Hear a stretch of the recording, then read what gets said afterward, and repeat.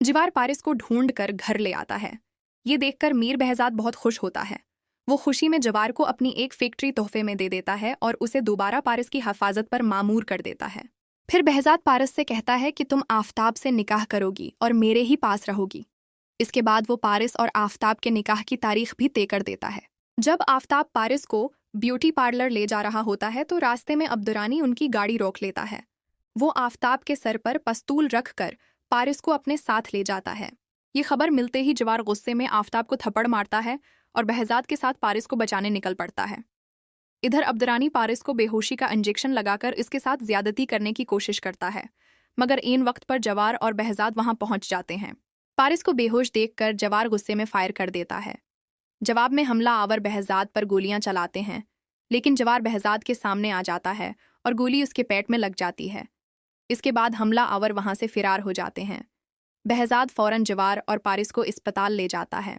Doctor दोनों को emergency में ले जाते हैं। इसी दौरान एजाज बख्त को मालूम होता है कि जवार ने एक लड़की की खातिर गोली खाई है।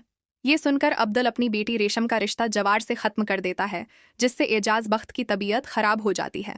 दूसरी तरफ बहजाद शाहीन से कहता है कि वो अब पारिस का निकाह आफताब से नहीं करेगा, क्योंकि आफताब बज़दिल है और पारिस की हिफाजत नहीं कर सका। कुछ देर बाद डॉक्टर खुशखबरी देते हैं कि जवार और पारिस दोनों को होश आ गया है। पारिस अपने वालिद से कहती है कि मेरा निकाह जवार से कर दें, ताकि मैं पाकिस्तान में आपके पास रह सकूं। जवार कहता है कि मेरी तो पहले ही मंगनी हो चुकी है।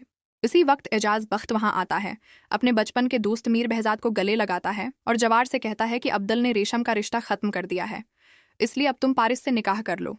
ये सुनकर जवार और पारिस बहुत खुश हो जाते हैं, क्योंकि वो एक दूसरे से मोहब्बत करने लगे होते हैं। बाद में जवार आफताब और शहरोज को एक साथ देखकर बहजाद को बताता है कि पारिस के पहले इगवा के पीछे आफताब का हाथ था, जबकि शाहीन और नदीम आपकी सारी जायदाद पर कब्जा करना चाहते हैं। ये सुनकर बहजाद शाहीन और नदीम से हमेशा के लिए ताल्लुक खत्म कर देता है और उन्हें अपनी जायदाद से बेदखल कर देता है।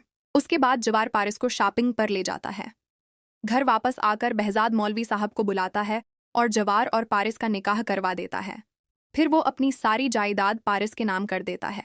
निकाह के बाद जवार पारिस को कमरे में ले जाता है, इसके हाथ चूमता है और उसे हीरे का खूबसूरत लाकट सेट पहनाता है। फिर दोनों एक दूसरे के साथ मोहब्बत भरी बातें करते हैं। अगर आपको ये वीडियो पसंद आई हो तो उसे लाइक, शेयर और सब्सक्राइब ज़रूर करें।